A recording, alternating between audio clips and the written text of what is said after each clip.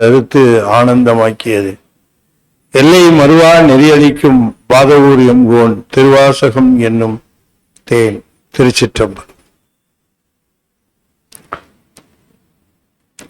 தென்னாடுடைய சிவனே போற்றி, என் நாட்டவர்க்கும் இறைவா போற்றி, ஏகம்பத்துரையந்தாய் போற்றி, பாகம் மண்ணொரு ஆனாய் போற்றி, பராய்த்துறை மேவிய பரனே போற்றி, சிராப்பள்ளி மேவிய சிவனே போற்றி, அண்ணாமலைய மன்னா போற்றி, கண்ணாரமுது கடலே போற்றி, காவாய் கனகத்திரளே போற்றி, கைலை மலையானே போற்றி போற்றி.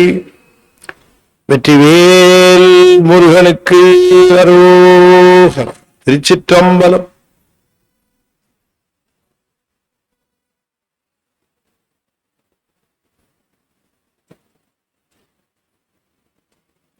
திருச்சிற்றம்பலம்.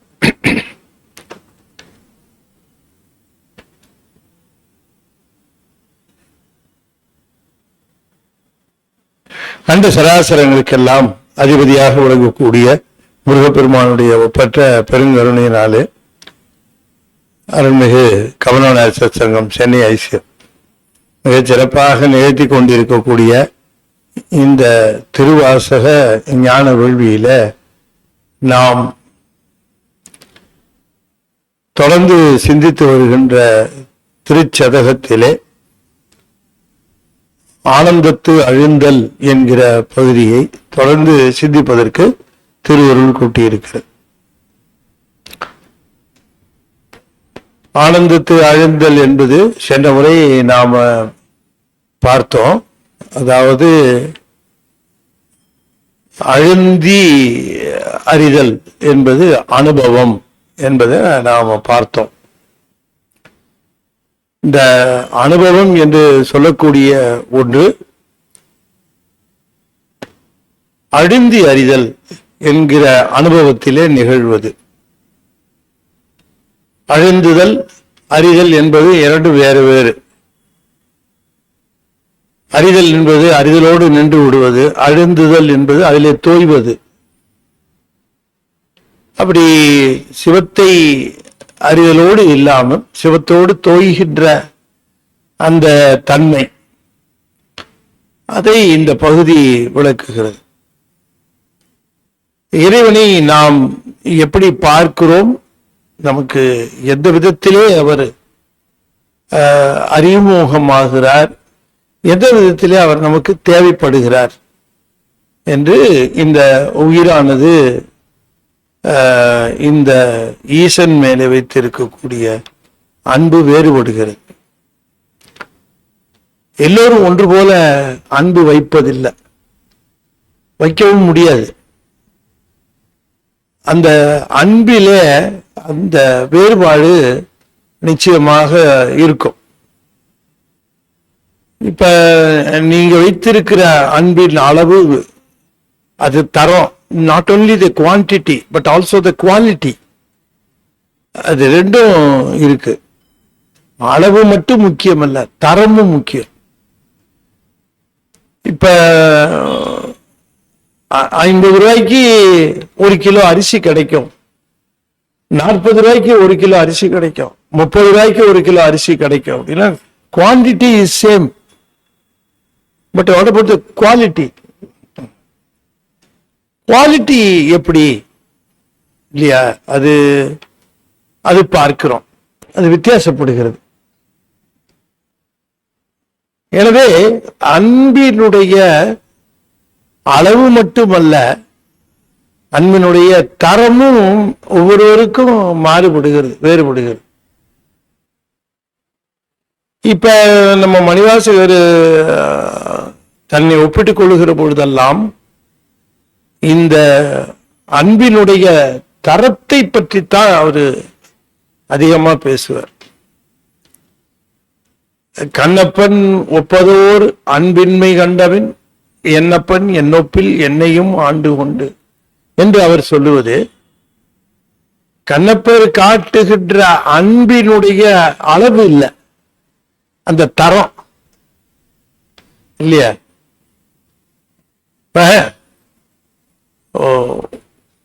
1 கிலோ தங்கமும் 1 கிலோ இரும்பும் எடை அளவிலே ஒன்றாக இருக்கலாம், ஆனால் தரத்திலே எப்படி ஒன்றாக இருக்க முடியும்? இருக்காது இல்லையா? அந்த தரம் வித்தியாசம் இருக்கு. அதனால எதையும் நாம எதை பார்க்கிறதா இருந்தாலும் நம்ம we must look for quality. இந்த தரம்ங்கிறது ஒண்ணு இருக்கு.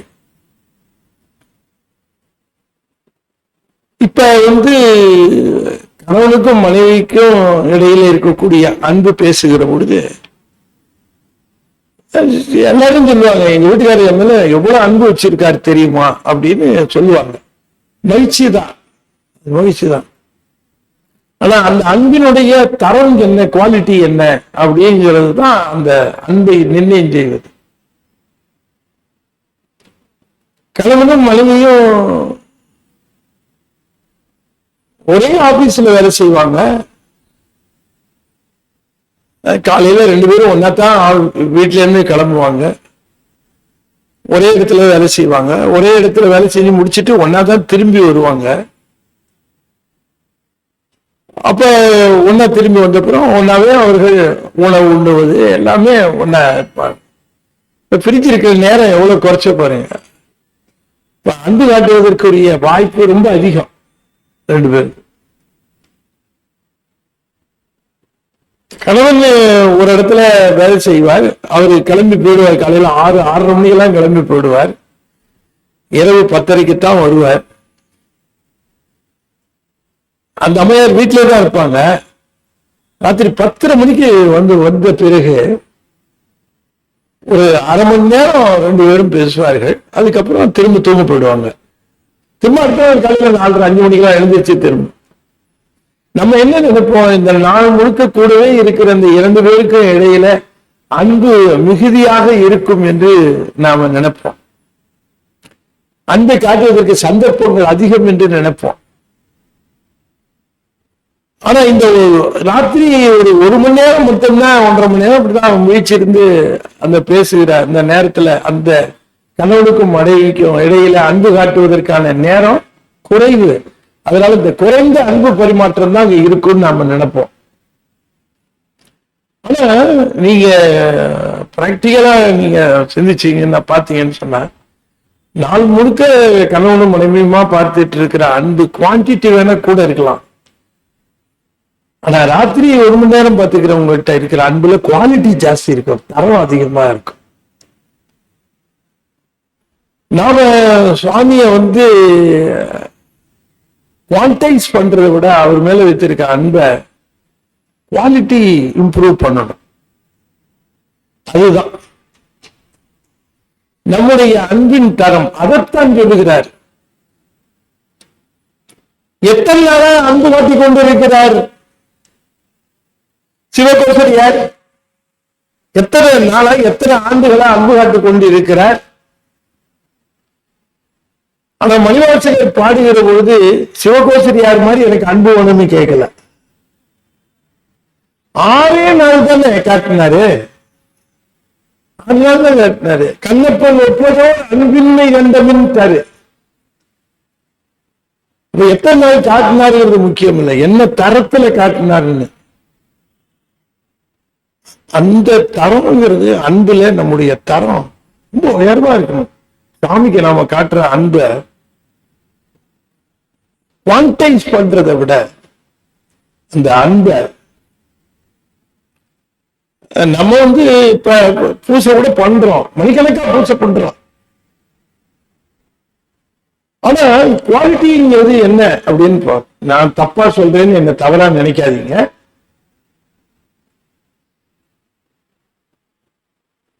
சாயந்தரம் 4:30 மணியில இருந்து ராத்திரி 9 மணி வரைக்கும் நடசாத்துற வரைக்கும் அந்த சிவாச்சாரியாரு அந்த சாமிக்கு முன்னால நின்று அர்ச்சனை பண்ணி வழிபாடு செஞ்சு எல்லாம் காட்டுவார். ஆனா அங்க நின்று ஒரு 5 நிமிஷம் கும்பிடுவான் அந்த அடியார். கண்கள்ல கண்ணீர் பெருக நின்று அந்த அன்பு குவாலிட்டியில அந்த அன்பை விட ஜாஸ்தி இருக்கும். சிவாச்சாரியர் நின்றுட்டு அழுதுட்டு இருக்க முடியாது, ஏன்னா அடுத்தது டிக்கெட் வாங்கிட்டு ரெடியா இருப்பாங்க. அந்த குவான்டிட்டி தான், கூடவே தான் இருப்பாரு, சாமி கூடவே இருப்பாரு. ஆனா குவாலிட்டி இருக்குமா அப்படிங்கிறது நான் தப்பா சொல்றேன்னு நினைக்காதீங்க. நான் அந்த மாதிரி நான் சொல்ல இருக்கலாம், வாய்ப்பு இருக்கு. ஆனா அங்க போய் 10 நிமிஷம் நின்று அங்க பார்க்கிற அந்த நேரத்துல தன்னை இழந்து, தன்னுடைய நிலை இழந்து, தான் யார் என்பதை மறந்து அங்கு கண்ணீர் பெருக்கி நின்று கபாலீஸ்வரர் மேல காட்டுகிற அன்போடு அப்படி நிற்கும் பொழுது, Swami is not waiting for Shivacharya's love. He is waiting for his disciples' love. இவருடைய அன்புக்காகத்தான் காத்துட்டு இருக்கிறார், அதுக்காக தான் காத்துட்டு இருக்கார். அப்ப இந்த கோடிக்கணக்கர் கோயிலுக்கு போறாரு இவரு, நம்ம சுந்தரமூர்த்தி சாமி போறாரு. கடிதாய் கடல் காற்று வந்து எற்ற குடிதான அயலே இருந்தால் குற்றமாமோ கேட்கிறார் சாமி. குடிதான அயலே இருந்தால் குற்றமாமோ, கொடியன் கண்கள் கண்டன கோடி குழகி அடிகள் உமக்கு ஆழ்த்துடையாக இருந்தீரே அப்படின்னு கேட்கிறார். அவர் 7ஆம் நூற்றாண்டுல பாடினாருங்க, நான் 21ஆம் நூற்றாண்டுல போறேன், இதே கதிதான். நீங்க போயிருப்பீங்க, அதே மாதிரி அந்த காத்து சர்ன்னு அடிக்குது. இவர் தேவைன்னு கிழக்கு பார்த்து உட்கார்ந்துட்டு இருக்காரு சாமி. கொடியன் கண்களை கண்டனங்கிறாரு. கடிதாயி கடல் காற்று வந்து ஏற்ற குடிதான். ஏப்பா இங்கதான் இவ்வளவு யாருமே வரமாட்டேங்கிறாங்க, காத்து வேற அடிக்குது, இடம் போய் வேற எங்கேயாவது இருந்தா என்ன, ஏன் இங்க உட்கார்ந்துட்டு இருக்கிறேன்னு கேட்கிறாரு. இங்க எதுக்கு உட்கார்ந்துட்டு இருக்கேன், குடிதான் அயலே இருந்தால் குற்றமாமோ, இடத்த மாத்திட்டு போனா என்ன குற்றமா, ஏன் இங்க இருக்கிறேன்னு கேட்கிறார். சுந்தரர் கேட்கலாம்,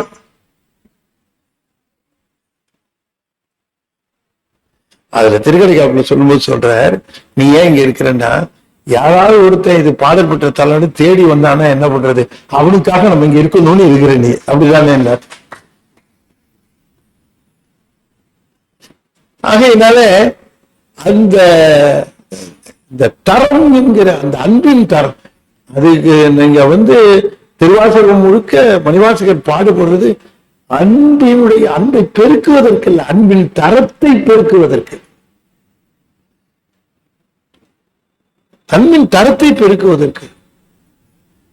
நாம அந்த நம்முடைய அன்பு சிவபெருமான் மேல் வைத்திருக்கிற அன்பு, அன்பின் தரம் எப்படி சார் உயர்வா தாழ்வான்னு எப்படி சார் சொல்றது இல்லையா. இந்த அன்பு உயர்ந்தது, இந்த அன்பு கொஞ்சம் நடுவில் இருக்கு, இந்த அன்பு கொஞ்சம் தாழ்ந்தது, அப்படி தரம் குவாலிட்டி தான் சொல்லிடலாம். 14 கேரட், 18 கேரட், 22 கேரட், 24 கேரட் அப்படிலாம் சொல்லிடலாம். அந்த மாதிரி இது எப்படி சார் சொல்றது அப்படின்னு கேட்டீங்கன்னா அதுக்கு பதில் சொல்றேன், கடைசியில சொல்றேன். அப்ப நம்ம திருவாசகத்துல பார்க்கிற பொழுது நம்மளுடைய நாம் காட்டுகிற அன்பு, சிவபெருமான் மேல காட்டுகிற அன்பு, அது தர அளவுல அதை உயர்த்தி நாம காட்ட வேண்டும் அப்படிங்கிறதுக்கு ரொம்ப பெரிதும் அது முயற்சி செய்கிறார். மணிவாசகருடைய அந்த ஒரு அது என்ன சொல்றது, அந்த அணுகுமுறை, அப்ரோச், இந்த அணுகுமுறை அவருக்கு எப்படி இருக்குன்னா, யாரை பார்த்தாலும் தன்னை விட அதிக தரத்தோடு அன்பு செலுத்துகிற மாதிரியே தெரியுது அவருக்கு. யாரை பார்த்தாலும் இவங்க அன்பு எவ்வளவு தரமா இருக்கு. இப்ப சுந்தரர் அதனாலதான் அந்த அடியார்கள் தேவத்திரம்ன்றது பார்த்து அடியாருக்கு அடியாராகும் நாள் என்ன ஆகும்னாரு. அப்ப அந்த ஒரு நிலை நம்முடைய மணிவாசகர் காட்டுகிற பொழுது, எப்படியாவது நம்முடைய அன்பின் தரத்தை, பெருவான் மேல நாம காட்டுகிற அன்பின் தரத்தை நாம கூட்டுவோம் என்று சொன்னால் அது அதுதான் சிவானுபவத்திற்கு வழிவகுக்கிறது. நாம் அன்பு காட்டினால் சிவானுபவம் பெற்று விடலாம் என்று நாம பொதுவாக சொல்லிக் கொண்டு வந்தாலும் கூட, நம்முடைய அன்பு கொஞ்சம் தரம் வாய்ந்ததாக அமைந்து விட வேண்டும். அந்த தரம் எப்படி என்று கேட்கிற பொழுது, மற்றவர்கள் அன்பை விட நம்முடைய அன்பு உயர்ந்தது என்று எக்காலத்திலும் கருதக்கூடாது. மற்றவர் அன்பை விட என் அன்பு உயர்ந்தது, நான் அதிகமாக அன்பு செலுத்துகிறேன் அப்படின்னு எண்ணாத நிலை நம்முடைய மணிவாசகர் நிலை. திருச்சிற்றம்பலம். நினைப்பதாக சிந்தை செல்லும் எல்லையேய வாக்கினால் தினைத்தனையும் ஆவதில்லை சொல்லல் ஆவ கேட்பதே. அனைத்துலகும் ஆயமில்லை ஐம்புலன்கள் காண்கிலார் எனைத்து அனைத்து அது எப்புறத்து அது எந்தை பாதம் எய்தவே. நினைப்பதாக சிந்தை செல்லும் எல்லையேய வாக்கினால் தினைத்தனையும் ஆவதில்லை சொல்லல் ஆவ கேட்பவே. மனம்ங்கிறது ஒரு கருவி, சிந்தைங்கிறது ஒரு கருவி தான். இந்த அறிவு செயல்படும் மனம்ங்கிறது கருவியினால் சிந்தனை என்பது வருகிறது. எனவே மனம் என்கிற கருவியினுடைய தொழில் பற்றுவதும் பற்றுவதை பற்றி எண்ணுவதும் சிந்தனை இல்லையா? இந்த சிந்தனையை தூண்டுவது. அறிவு தூண்டப்படுகிற பொழுது மனதால் தூண்டப்படுகிறது. அப்படி மனதால் தூண்டப்படுகிற பொழுது சிந்தனை, அந்த அறிவானது சிந்திக்க ஆரம்பிக்கிறது. இப்ப நாம சொல்லுகிற செய்திகள் எல்லாம் நாம் மனதில் என்ன எண்ணுகிறோமோ அந்த செய்திகளை எல்லாம் சொற்களாக சொல்லுகிறோம் இல்லையா? அப்படித்தானே? நம் மனதில் என்ன கருத்து எழுகிறதோ அதை சொற்களாக சொல்லுகிறோம். இப்ப போய் ஒரு இடத்துல அமர்கிறோம், அமருகிற பொழுது அந்த அமரப்போகிற பொழுது அந்த இடம் காலியா இருக்கு. அப்ப இந்த இடத்துக்கு வேறு யாராவது வருவார்களா, இல்லது இடம் காலியா இருக்கான்னு அது பக்கத்தில் இருக்கிறவர்களை கேட்க வேண்டும் என்று தோன்றுகிறது. ஐயா, இங்க யாராவது வராங்களா அப்படின்னு கேட்கிறோம். அப்ப இங்க யாராவது வருகிறார்களாங்கிற கருத்து மனசுல வருகிற பொழுது அதை எப்படி கேட்கிறோம்? சொற்களாக கேட்கிறோம். மனசுல நினைச்சது தானே கேட்கிறோம். மனசுல நினைச்சதுதான் நாம கேட்கிறோம். இப்ப நமக்கு அதிகமான தாகம் இருக்கிறது, நீர் தாருங்கள் என்று நாம கேட்கிறோம். இப்ப மனதிலே நினைப்பதுதான் சொற்களாக வருகிறது. மனசுல நினைக்காததெல்லாம் சொற்களா வந்தா உணரல். அது மனசுலயே ஒன்றும் நினைக்காம வாய் வரைக்கும் எதுலையோ சொல்லிட்டு இருக்கோம், அது உளறல். ஏன்னா ரெண்டுக்கும் கோஆர்டினேஷன் இல்லை, ரெண்டுக்கும் கோஆர்டினேஷன் இல்லை. சரி, இப்ப மனசு பாட்டுக்கு ஒண்ணு நினைச்சிட்டு இருக்கோம். எட்டாப்புல ஒருத்தர் பேசுவாரு, மனசு வீட்டுல ஒரு செய்தி சொல்லிடணும், செய்திருப்பாங்களோ இல்லையோ அப்படின்னுட்டு அதை நினைச்சிட்டு இருக்குது மனசு. அது என்ன பண்ணிருப்பாங்கன்னு தெரியல. அந்த குழந்தை வந்துச்சுன்னா வீட்டுல மனைவி இருந்து குழந்தைய பாத்துக்குவாளா, இல்ல வேலையில இருந்து வர லேட் ஆகி குழந்தை அங்க பக்கத்து வீட்டுக்கு போகுமா, இப்படி நினைச்சிட்டு இருக்கோம். எய்தாப்புல இருக்கிற ஒருத்தர் நம்ம கிட்ட பேசிட்டு இருப்பார். இப்ப அவருக்கு நம்ம பதில் சொல்லிட்டு இருப்போம். எப்படி பதில் சொல்லுவோம் அப்படின்னு கேட்டா, மனம் அதில் லைட்டா பாருங்க, நம்ம சம்மந்தம் இல்லாமல் சொல்லிட்டு அவர் சொல்லிட்டு இருப்பார். ரொம்ப வருத்தமா, காலையில வரும்போது சார் கால் வலிக்கு கீழே விழுந்துட்டேன் சார். அப்படியா சார், ரொம்ப சந்தோஷம் இல்லையா? அப்ப அவர் என்ன சொல்றாருன்னு கிராஸ் பண்ணி அதுக்கு தனியா பதில் சொல்றதுக்கு மனம் இல்ல, ஃப்ரீயா இல்ல, அது எங்கேஜ் ஆயிடுச்சு வேற எங்கேயோ. இப்ப நம்முடைய சொற்கள் ஒரு எல்லை வரைக்கும் மனசில் நினைக்கிறது எல்லாம் கூட சொல்ல முடியாது. சொல்ல மனம் விரிவா நினைக்கும், அதான் அதுக்கு சொற்கள் கிடையாது. ஒரு காட்சியை பார்த்தோ ரொம்ப ரசிச்சோம், சொற்கள் இல்லை அதுக்கு. சொல்றதுக்கு எப்படி இருந்ததுன்னு சொல்றதுக்கு அது தெரியல. சொற்களும் ஒரு எல்லை, மனசும் கூட ஒரு எல்லை தான். மனமும் ஒரு எல்லைக்குத்தான் போகும், அதை தாண்டி அதுவும் அதாலையும் போக முடியாது.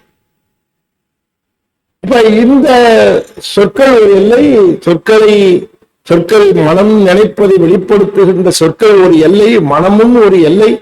இப்படி இந்த எல்லைகள் எல்லாம் உட்பட்டவன் அல்ல சிவபெருமான். இந்த எல்லைகளுக்கு உட்பட்டவன் அல்ல. அதனாலதான் அவனை வாக்கினாலோ அல்லது மனதினாலோ அவனை சிந்தை செய்வதோ சொல்லுவதோ முடியாது. மனவாக்கிற்கு எட்டாதவன் என்று அவன் சொன்னான். மனதிற்கும் வாக்கிற்கும் எட்டாதவன் என்று சொல்லு. சிந்தை செல்லும் எல்லை ஏய வாக்கினால்,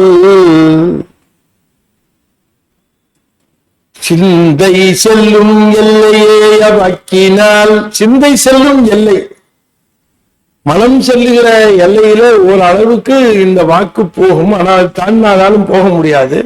சிந்தையும் ஒரு அளவுதான்.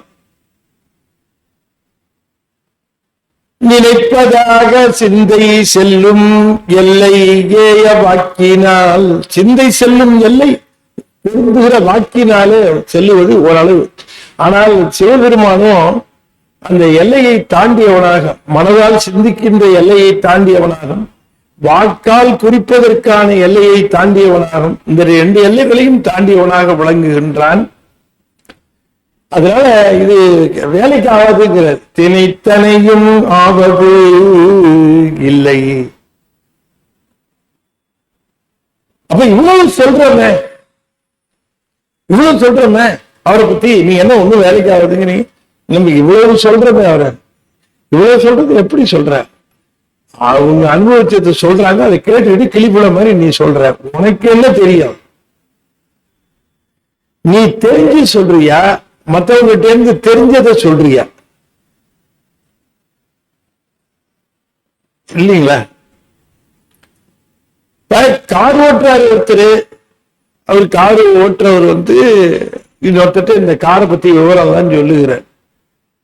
அது அப்படிங்க எப்படிங்க, எட்டாப்புல மாடு வந்துருச்சுங்க, நான் அந்த பிரேக் அழுத்தத்துக்கு மேல கிளச்சி அழுத்தி விட்டேங்க, இது ஆக்சிலேட்டர் அழுத்தி விட்டேங்க, ஆக்சிலேட்டர் அழுத்த வண்டி ஏகமா போச்சு, அதுக்கப்புறம் கிளச்சி அழுத்துறதா பிரேக் அழுத்துறதான்னு தெரியல. அது பாருங்க, அது முறையா பண்ணிருக்க வேண்டியது, கிளச் அழுத்தி பிரேக் அழுத்தி பண்ணிருக்கணும், அப்படிதான் பண்ணணும். இதை கேட்ட உடனே நமக்கு எக்ஸ்பீரியன்ஸ் வந்துருச்சா? ஓ, மாடு வந்தா கிளச்ச அழுத்தி பிரேக் அழுத்தணும், ஆக்சிலேட்டர் அழுத்தக்கூடாது இல்லையா? அப்ப அவரு டிரைவிங் எக்ஸ்பர்ட்டா? இல்ல. அவருடைய அனுபவத்தை கேட்டால் என் அறிவு விரியுமே தவிர எனக்கு அது அனுபவம் ஆகாது. I will get an expanded knowledge, அவ்வளவுதான் வரும். ஆனா எனக்கு அது அனுபவம் ஆயிடுமா? அப்ப அனுபவம் பெற்றவர்களுடைய சொற்களை எல்லாம் கேட்டு கேட்டு கேட்டு கேட்டு நானும் திரும்ப அதை சொல்லிக் கொண்டு இருக்கிறேன். நான் அனுபவம் பெற்றவன் ஆவேனா அப்படின்னு இது கேட்டா நியாயமா? இது மணிவாசகர் சொல்லல் ஆக கேட்பவே, சொல்லுவதெல்லாம் நாம் காதால கேட்டதுதான் சொல்லிட்டு இருக்கிறோம். பலரும் சொல்வதை கேட்டுக்கொண்டு அதனை நாம சொல்லுகிறோம். அனைத்துலகும் ஆய நின்னை ஐம்புலன்கள் காண்கிலா. கண்ணை காது மூக்கு அப்படின்னு சொல்லி இருக்கக்கூடிய இந்த ஐம்பொறிகள், இந்த ஐம்புலன்கள், ஐம்புலன்கள் அங்க ஐம்பொறிகள், அவை காண்கிலா, அவற்றை கொண்டு உன்னை காண்கிலா என்பது இந்த இடத்துல அனுபவிக்க முடியாது, உன்னை அனுபவிப்பதற்கு இந்த கருவிகள் உதவாது அப்படின்னு சொல்லுகிறார். நினைப்பதாக சிந்தை செல்லும் எல்லையேய வாக்கினால் தினைத்தனையும் ஆவதில்லை, சொல்லல் ஆவ கேட்பதே. அனைத்துலகும் ஆய நின்னை ஐம்புலன்கள் காண்கிலா. உலகத்திலே கூடிய எல்லா பொருளும் நீ இல்லாம இல்லை, எல்லாமே. ஆனால் அந்த ஐம்புலன்களை கொண்டு இந்த உலகப் பொருளை பார்ப்பதை போல உன்னை பார்க்க முடியாது. உன்னுடைய இருப்பை தனியாக உணர முடியல. இணைத்து இணைத்து அது எப்புறத்து அது எந்தை பாதம் எய்தவே. பெருமானே உன்னுடைய திருவடிகளை எங்க இருக்கு, அது எப்படி அடைவது? என்று கேட்கிறார். ஆகையினால அது அன்பின் திறத்தினாலே தான் அதை அடைய முடியும் என்பது விளக்கம், அதனுடைய விளக்கம். ஆகையினாலே நாம என்ன சிந்திக்கிறோம், என்ன சொல்றோங்கிறத விட நம்முடைய அன்பினுடைய தரம் எப்படி இருக்கிறது என்பதை பொறுத்துத்தான் அந்த அன்பு அனுபவம் விளைகிறது. ஆகையினாலே நாம் பெருமானிடம் அந்த அன்பை அவரிடம் பெருக்குகின்ற நிலையில, தரத்தை பெருக்குகிற அந்த நிலையில பெருமானிடம் அந்த அன்பு நிலையில அனுபவப்படுவதற்கு நாம் ஆயத்தமாகிறோம் என்று குறிப்பிடுகின்றார்.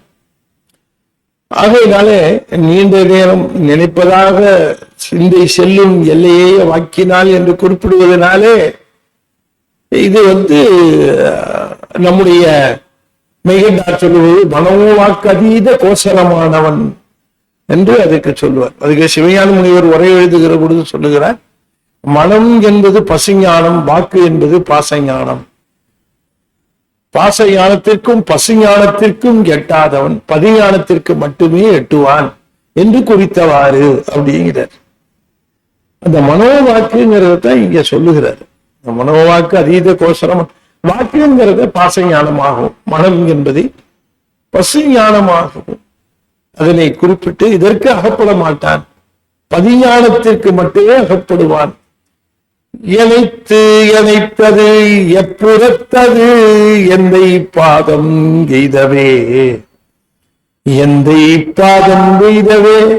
அப்ப இந்த பதிஞானம் பசுஞானம் நம்மகிட்டே இருக்கு, பாசஞானம் நிறைய கொடுத்திருக்காரு, பாசஞானம் நிறைய கொடுத்திருக்காரு, பசுஞானமும் கொடுத்திருக்காரு. பாசஞானம் நிறைய கொடுத்திருக்காரு, நூல்கள் கொடுத்திருக்காரு, ஆசிரியர் கொடுத்திருக்காரு, எல்லாமே கொடுத்திருக்கிறார்.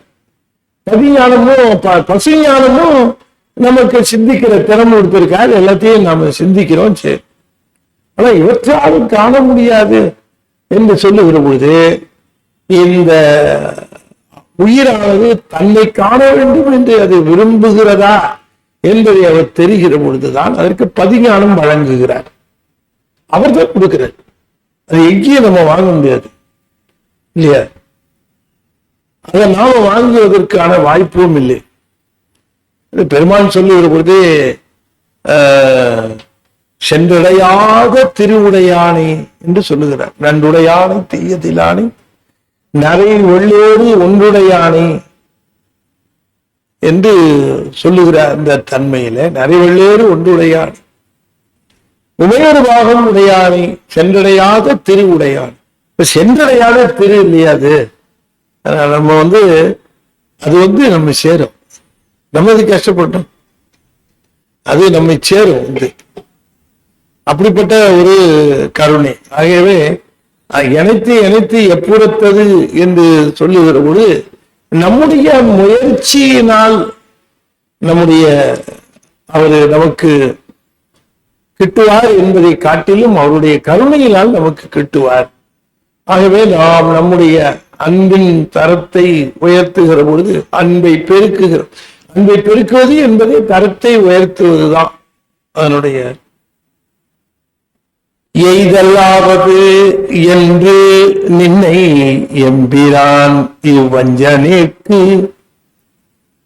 உயிரலாவது உன்கண் அன்பி மற்றோர் உன்னை இன்மையின்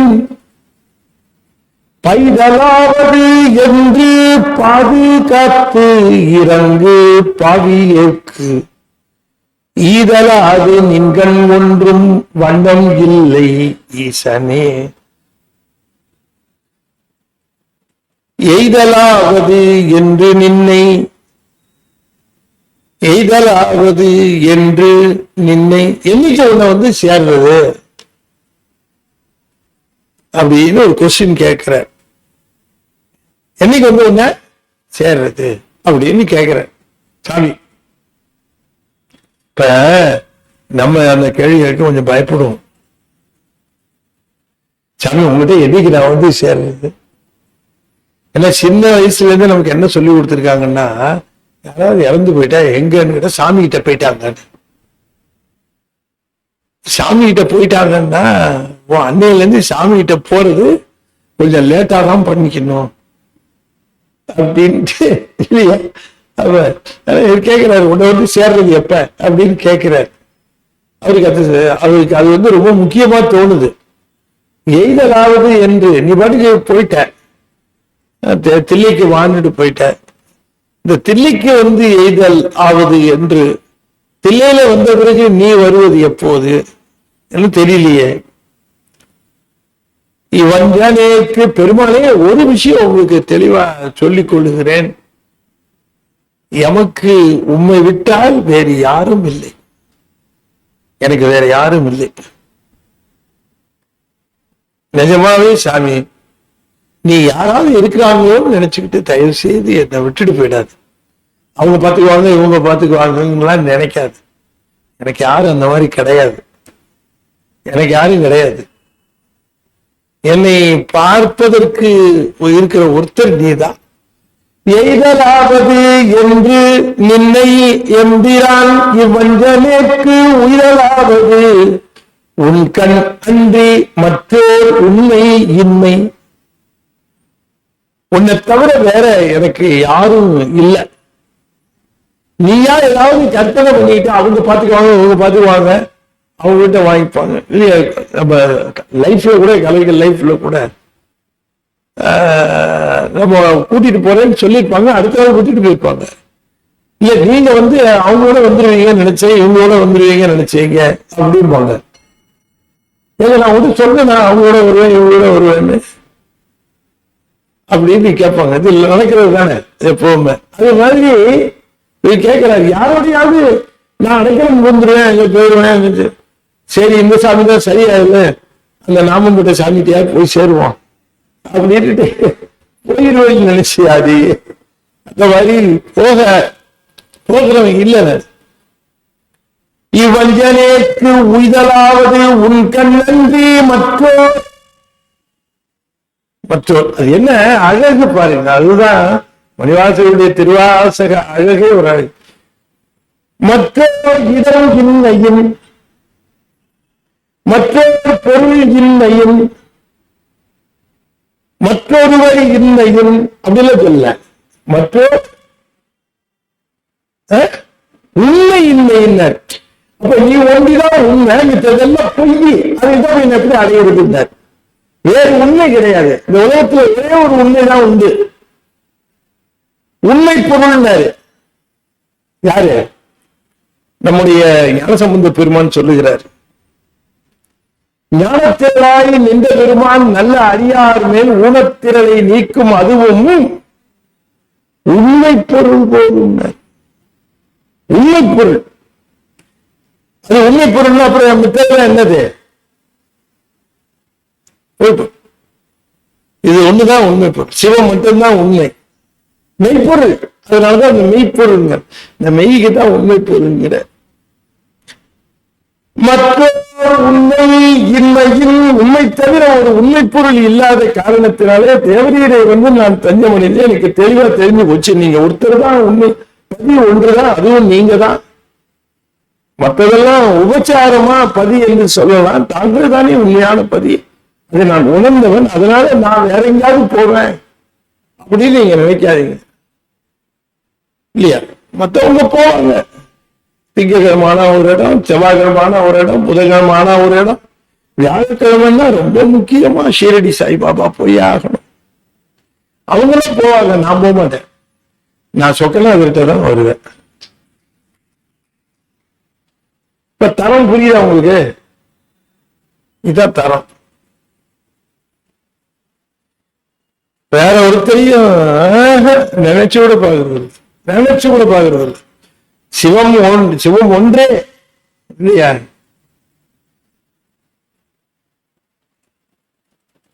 கொன்றையால் அடியலால் பேணா சம்பந்தம் இல்லம்மா, அப்படித்தானே சொல்றாரு. யாரு? சுந்தர திருத்தொண்டு சொல்லுகிறவர்கள். பொம்பரா வரிவண்டு மனம் நார கொண்டையான் அடியலால் பேணா. அப்படி ஒரு அப்பரு கொஞ்சம் அப்படி இப்படி போயிட்டு வந்தவர். அதாவது அப்பருக்கு அப்படி போடல, ஞானசமுதிரிக்கு இப்படி போட்டார் சுந்தரர். இல்லையா? அது விசேஷம் தானே. இவருக்கு போடும்போது ஞாபகம் வந்திருக்கு போடும்போது 3 வயசுலயே வந்துருச்சுன்னா அதுக்கு அப்புறம் என்ன இருக்கு சொல்லுங்க நீங்க. அந்த வயசுல இருந்து சிவன் சிவன் வந்துருச்சுன்னா அதுக்கப்புறம் என்ன இருக்கு? அன்பு இளமையில இருக்கிற பொழுது முருகுவது ரொம்ப சுலபம், முதுமையில வந்தா முருகிறது கஷ்டம். அது அன்பு முருகுதல்ங்கிறது அந்த முதுமையில வந்து முருகிறதுங்கிறது கொஞ்சம் கடினம். இளமையில டக்குன்னு அப்படியே முருகணும். சாமியும் ரொம்ப சுலபமா அனுபவத்துக்கு வருவார் அவரு. அது நம்ம பார்க்கிறோம். அப்புறம் ஒருத்தர் எக்ஸப்ஷன், அவர் பட்ட பாடு அவருக்கு தான் தெரியும். அவ்வளவு பாடுபட்டிருக்காரு, அவ்வளவு வேலை, அவ்வளவு முயற்சி. அவரு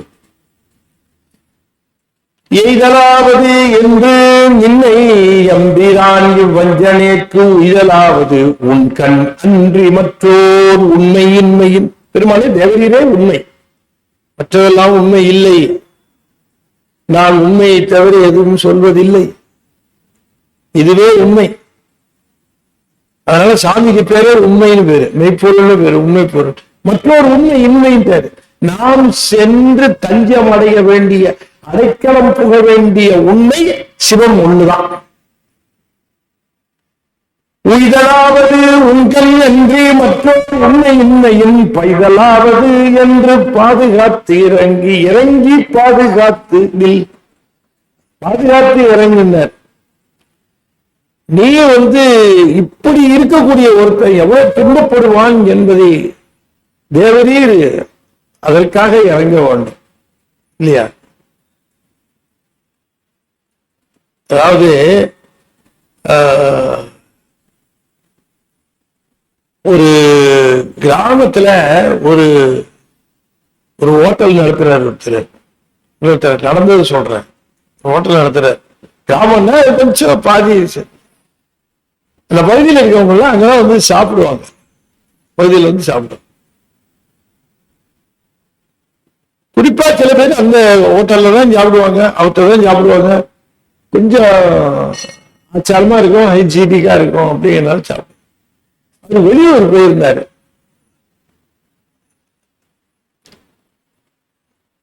மாலை நேரத்துல ஹோட்டல்ல முன்னாடியே சொல்லிட்டு பகல் முழுக்க நடத்திட்டு வெளியூர் போயிட்டாரு. அடுத்த நாள் காலையில தான் வருவேன் அப்படின்னாரு. நாளைக்கு ஹோட்டல் உடைய நேரத்தால 4 மணிக்கு வந்தார். வந்த உடனே வீட்டில் சொன்னாங்க, நீ ரெஸ்ட் எடுத்துருவோம், ஹோட்டல் இந்த விடுமுறை இல்லைன்ட்டு. இந்த ஹோட்டல்ல தான் சாப்பிடுவேன்னு சில பேர் இருப்பாங்க. நான் திறக்கலைன்னா அவங்க பட்டினியை கிடப்பாங்க. அவங்களுக்காக நான் திறந்தாகணும். ஒரு உப்புமா கிளறி ஒரு சட்னியை அரைச்சு விட்டு ஒரு காஃபி ஆத்தி வச்சா கூட அதை சாப்பிட்டுட்டு போனா போதும் அப்படின்னு நினைக்கிறவங்க இருப்பாங்க. அதனால அதை செய்யணும்னு அந்த ஹோட்டலை திறந்து வைப்பேன். இப்ப அவரு அந்த சாப்பிடுகிறவர்கள் மேல இறக்கப்பட்டு தன்னுடைய சிரமத்தையும் பார்க்காமல் அந்த பணியை செய்கிறார். நீயும் நான் வேற எந்த இடத்துக்கும் போக மாட்டேன் அப்படிங்கறத தெரிஞ்சு என் மேல இறக்கப்பட்டு நீ எனக்கு அருள் செய் அப்படின்னு கேட்கிறார் சாமி.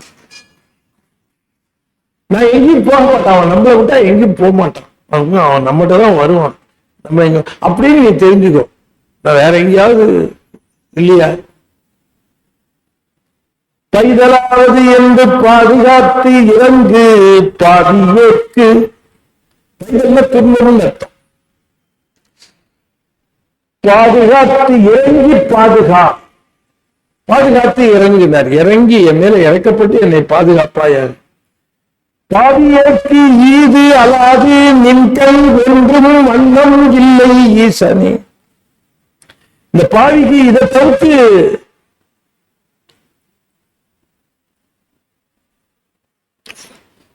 உங்ககிட்ட விண்ணப்பம் ஒண்ணும் கிடையாது, உங்ககிட்ட கேட்க வேண்டியது ஒண்ணும் இல்லை. ஆனா உண்மையில அதுக்கு அந்த வண்ணங்கிறதுக்கு அவர் ஏன் இந்த வண்ணம்னு போட்டாருன்னு சொன்ன, இது ஒன்ன தவிர உங்ககிட்ட கேட்கறதுக்கு உங்ககிட்ட எந்த கவர்ச்சியும் இல்லைன்றாரு. எந்த கவர்ச்சியும், நிறைய பொருள் தருகிற கவர்ச்சி, நிறைய பதவி தருகிற புகழ்ச்சி, புகழ் தருகிற கவர்ச்சி, இதெல்லாம் எனக்கு கவர்ச்சியா தெரியல. உன்னோடு சேர்த்து கொண்டு அந்த சிவானுபவம் தருகின்ற ஒரு கவர்ச்சி தான் எனக்கு தெரியுது. அந்த வண்ணத்தை தவிர வேற எதுவும் நான் பார்க்கல உங்ககிட்ட. இதுதான் சிவத்துக்கிட்ட நாம பார்க்க வேண்டியது. சிவத்தை பார்க்கிற பொழுது எனக்கு இவர் செல்வம் தருகிறவர், எனக்கு இவர் புகழ் தருகிறவர், எனக்கு இவர் பதவி தருகிறவர், எனக்கு இவர் நல்ல வாழ்வு, எனக்கு இவர் தன்னை தருகிறவர். அதுதான் உங்ககிட்ட இருக்கிற அட்ராக்ஷன். மித்த சாமி எல்லாம் தன்னை தராது. உங்ககிட்ட இருக்க அட்ராக்ஷனே என்னன்னா, வந்தவங்களுக்கு தன்னையே தந்து தானாகவே ஆக்கி விடுகிற அந்த வல்லன்மை வேற யாருக்கும் கிடையாது சாமி, உனக்கு மட்டும்தான் இருக்கு. அந்த ஒரு கவர்ச்சி தான் ஓட்டேன், அதை நோக்கித்தான் நான் நிக்கிறேன். ஈதலாது நீங்கள் ஒன்றும் வண்ணம் இல்லை ஈசனே, ஈசனே நீ அல்லது இல்லை இங்கும் அங்கும் என்பதும் பேசினேன் ஓர் பேதம் இன்மை பேதையேன் என் எம்பிரான் ஈசனேனை ஆண்டு கொண்ட நின்மலா ஓர் நின்னலால் தேசனே உன்னை சிந்தியாது சிந்தையே ஈசனே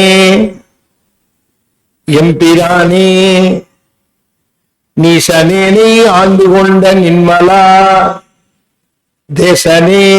இதெல்லாம் விழி, அவரை விழிக்கின்ற விழிகளாக விளங்குவது.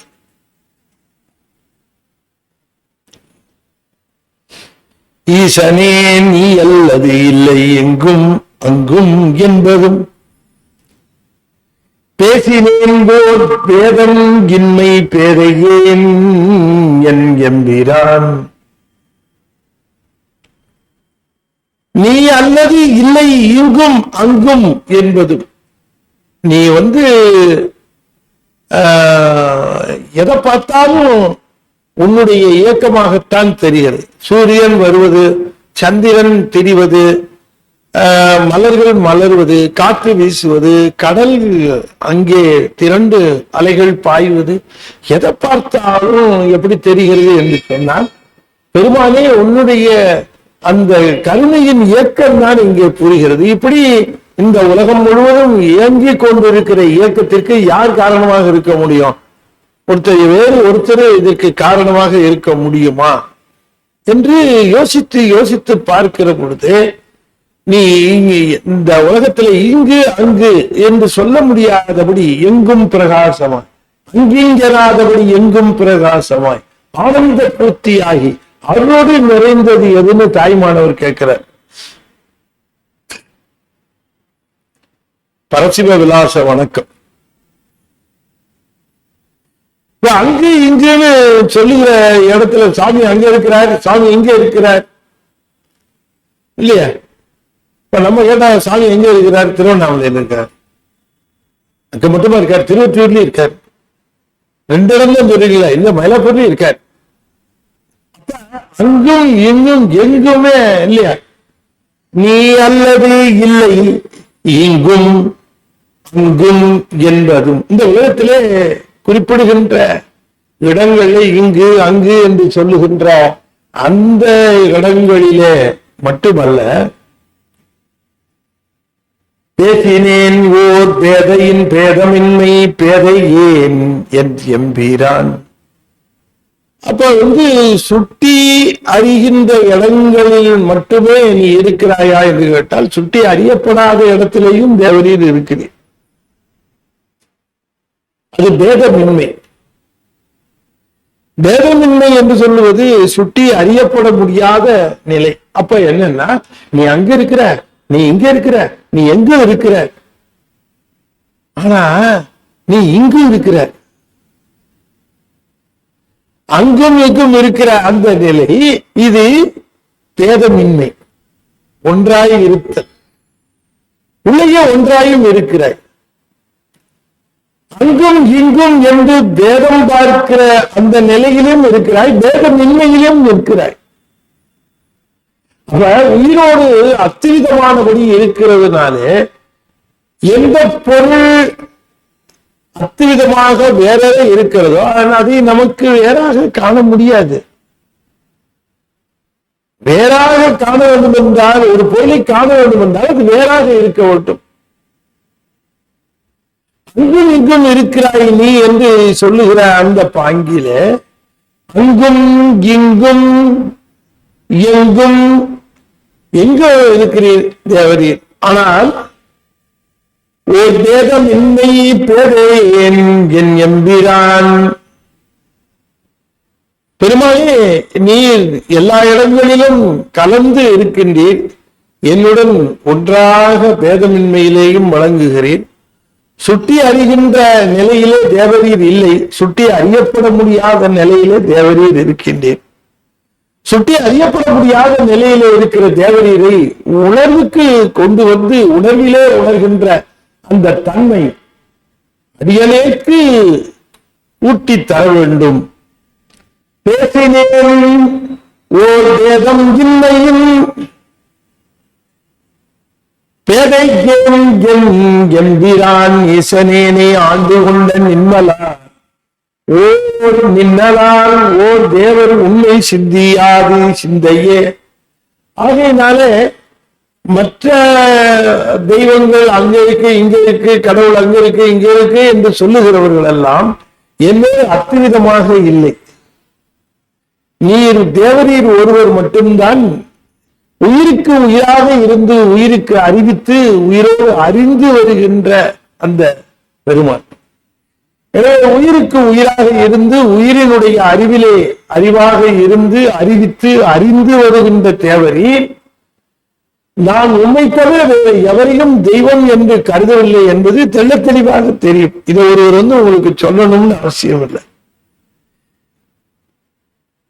இப்போ உங்களை பத்தி நான் என்ன நினைச்சிட்டு இருக்கேன் அப்படிங்கறத நான் சொன்னதான் தெரியும். ஒருத்தரை பத்தி நான் என்ன நினைத்து கொண்டு இருக்கிறேன் அப்படின்னா அவர்கிட்ட, சார் நான் உங்களை பத்தி இப்படிதான் நினைச்சிட்டு இருக்கிறேன், நீங்க ரொம்ப பெரிய செல்வந்தர், நீங்க பெரிய செல்வாக்கு உள்ளவர் அப்படிதான் நான் உங்களை நினைச்சிட்டு இருக்கிறேன், இப்படிதான் நான் உங்களை நினைக்கிறேன், நீங்க நினைக்கிறது அவ்வளவு உண்மை இல்லை சார், நான் அவ்வளவு பெரிய செல்வந்தன் இல்லை, எனக்கு அவ்வளவு செல்வாக்கு கிடையாது என்று அவர் உண்மையை சொன்னாதான் நமக்கு தெரியும் இல்லையா? அவருக்கு வேறாக இருக்கின்றவர்.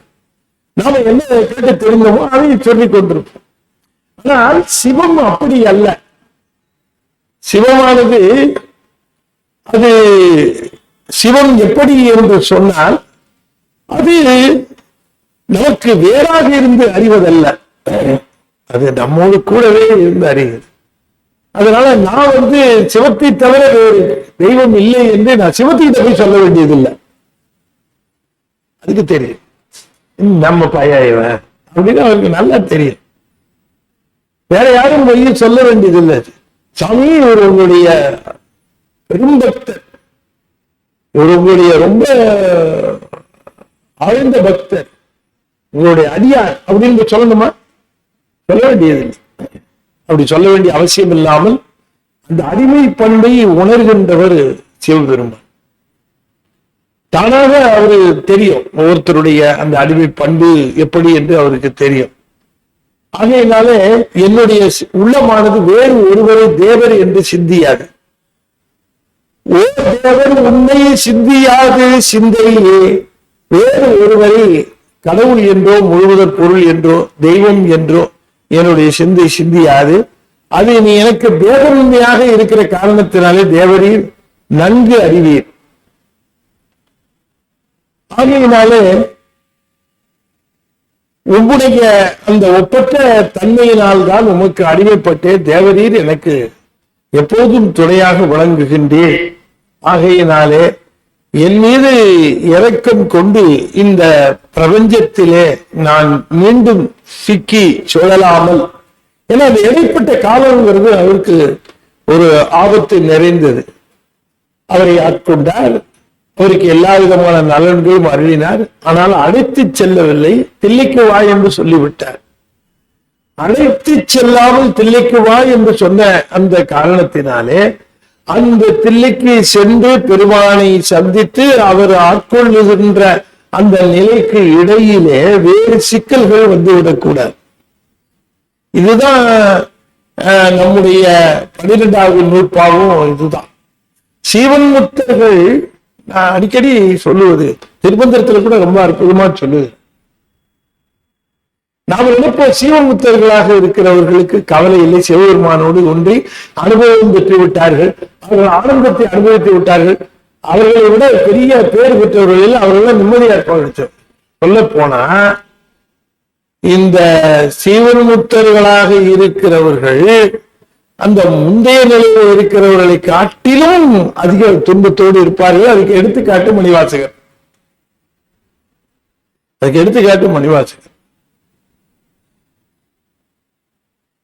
அப்ப இந்த உலக வாழ்க்கை இன்னும் நீடிக்கிறது அப்படிங்கிறது ஒரு டேஞ்சரஸ் பீரியட், ஒரு ஆபத்தான ஒரு காலகட்டம். அவங்க சிவமறைக்கும் போய் சிவானுபவம் பெற்று திரும்பவும் அவர்கள் கீழே இந்த உலகிலே அவர்கள் உலவுகின்ற பொழுது எக்காரணம் கொண்டும் மீண்டும் பிறப்புக்கு வித்தை விதைத்து விடக்கூடாது என்பதுல ரொம்ப கவலையாக இருப்பதனாலே அவர்கள் பராவத்தைக்காக ரொம்ப ஆழ்ந்து அதிலே கவனமாக இருப்பார்கள். இந்த நிந்திராவத்தையில வருகிற ஆனந்தம் ரொம்ப அவங்களுக்கு என்ன சொல்றது, ஷார்ட் ஸ்பேன், அதுல இன்னும் அனுபவித்து விட்டார்கள். அவர்களுக்கு தெளிவா பிரத்யட்சமா தெரிஞ்சு போச்சு. ஆனா இன்னும் அவர்கள் இங்கிருந்து கிளம்ப, அப்ப அந்த மாதிரியான ஒரு காலகட்டத்துல சூழ்நிலையில மணிவாசகர் இருக்கிறார் என்று நாம் தெரிந்து கொள்ள வேண்டும். மணிவாசகருடைய கோரிக்கை எல்லாம் புதிதாக அன்பு வேண்டி நிற்கின்ற பக்தனுடைய நிலை அல்ல, புதிதாக அன்பு வேண்டி நிற்கின்ற பக்தனுடைய நிலை அல்ல. அது நாம் உணர்ந்து கொள்ள வேண்டும். இப்பொழுது அன்பை செலுத்துகின்ற ஒரு பக்தன் அடியான் போய் நின்று பெருமானே எனக்கு அருள் செய், எனக்கு அன்பைத்தா என்று கேட்கிற அந்த நிலையை நாம் மணிவாசகரோடு ஒப்பிட்டுக் கொள்ளக்கூடாது. மணிவாசகர் நிலை எப்படி என்று கேட்டால், மணிவாசகர் அந்த சிவானுபவத்தை பெற்ற சீவன் முத்தர், சீவன் முத்தராக இருக்கிறவர் சிவானுபவம் பெற்று இந்த உலகத்திலே இன்னும் பிராரத்தத்தை கழிப்பதற்காக இருக்கிறவர்கள். அப்படி இருக்கிற பொழுது ரொம்ப கவனமாக தன்னுடைய அந்த வாழ்விலே எந்த விதமான ஒரு நழுவுதலும் நிகழ்ந்து விடாமல், அப்படி நிகழ்ந்தால் மீண்டும் பிறப்பு வந்து விடுமே என்கிற காரணத்திற்காக அந்த நழுவுதல் நிகழாமல் எப்படியாவது அதை கொண்டு சென்று விட வேண்டும் என்கிற நிலை. நல்ல உத்தியோகம், அருமையான உத்தியோகம், சிறப்பான உத்தியோகம் கிடைச்சிருச்சு. ஆனா அந்த உத்தியோகம் கொடுத்தவன் என்ன சொல்லுவானா, ஒரு வருஷம் ப்ரொபேஷன் பீரியட். இந்த ஒரு வருஷம் ப்ரொபேஷன் பீரியட் இருக்கு பாருங்க, அதுல you have to prove your metal. நீங்க அந்த ஒரு வருஷத்துல நீங்க என்னதான் இன்டர்வியூ அட்டெண்ட் பண்ணி, என்னதான் ஃபேர் அப் பண்ணி, உங்களுக்கு என்னதான் அப்பாயின்மெண்ட் ஆர்டர் கொடுத்து என்னதான் இருந்தாலும் அந்த ஒரு வருஷத்துல இவனால இந்த கம்பெனிக்கு பிரயோஜனம் உண்டுன்னு அவன் கண்டுபிடிக்கணும். அப்படி அவன் பார்க்க தெளிவா இல்லைன்னா ஒரு வருஷத்துக்குள்ளே டெர்மினேட் பண்ணுவான். அதனால அந்த வேலை கிடைச்சி அந்த ஒரு வருஷத்துல அவன் எப்படி இருப்பான், பியூனுக்கு கூட சொல்லி போடுவான். அந்த உள்ள நுழையும் போது அந்த கம்பெனி பியூனுக்கு சார் பியூனுக்கு ஏதாவது வேணும்னா செஞ்சு விடுகிறது. பியூனுக்கே அப்படின்னா மேலதிகாரிகளுக்கு எல்லாம் எப்படி இருக்குன்னு நீங்க பாத்துக்கணும், போட்டுதான். ஏன்னா எந்த விதத்திலேயும் தன் மேல ஒரு பிளாக் மார்க் வந்து விடக்கூடாது என்பதற்காக அவ்வளவு கவனமா இருப்பாங்க. அது இன்னும் ரொம்ப சொல்ல போனா, இந்த போலீஸ் வேலைக்கு அப்பாயின்மெண்ட் ஆர்டருக்காக வெயிட் பண்ணிட்டு இருக்காங்கன்னு வச்சுக்கோங்க. அப்ப அவங்க ரொம்ப ஜாக்கிரதையா இருக்கணும். போலீஸ் வேலை அப்பாயின்மெண்ட் ஆர்டர், இந்த அப்பாயின்மெண்ட் ஆர்டர் வருகிற பொழுது அவர்கள் ரொம்ப கேர்ஃபுல்லா அங்க போய் அப்பாயின்மெண்ட் ஆர்டர்ல ஜாயின் பண்ணும்போது, அதுல அவங்க ஜாயின் பண்ணும்போது கேட்பாங்க, உன் மேல ஏதாவது பெண்டிங் கேஸ் இருக்கா, போலீஸ் கேஸ் அப்படின்னு கேட்பாங்க. சிக்னல்ல நிக்காம அந்த ஈவன் தட் கேஸா இருந்தாலும் கூட அதை சொல்லி ஆகணும். ஒரு கேஸ் பெண்டிங் இருக்கு சார், இந்த மாதிரி கேஸ் பெண்டிங் இருந்தா ஜாயின் பண்ண முடியாது. அந்த கேஸ் எல்லாம் தீர்த்துட்டு வாங்க. அப்ப அவன் அப்ப ஜாயின் பண்ண போறவன் எவ்வளவு ஜாக்கிரதையா இருப்பான் சொல்லுங்க. வண்டியே ஓட்ட மாட்டான். எதுக்கு சிக்கல் இல்லையா?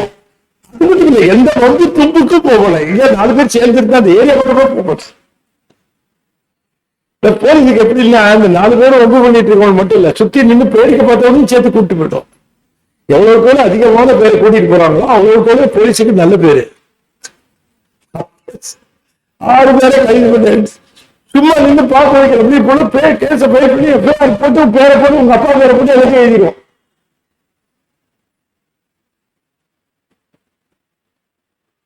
எவ்வளவு ஜாக்கிரதை. இப்ப இதுவே இந்த மாதிரிதான் மணிவாசகர் நிலைமை.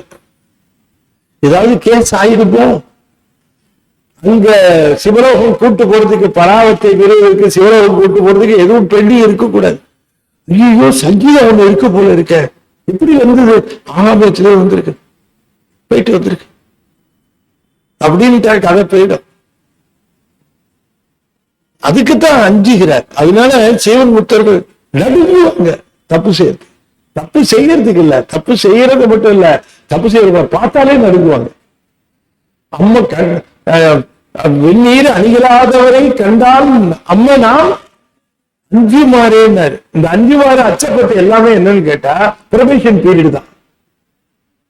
அது முழுக்கவே சிந்தை செய்கை கேள்வி வாக்கு சீரில் ஐம்புலன்களால்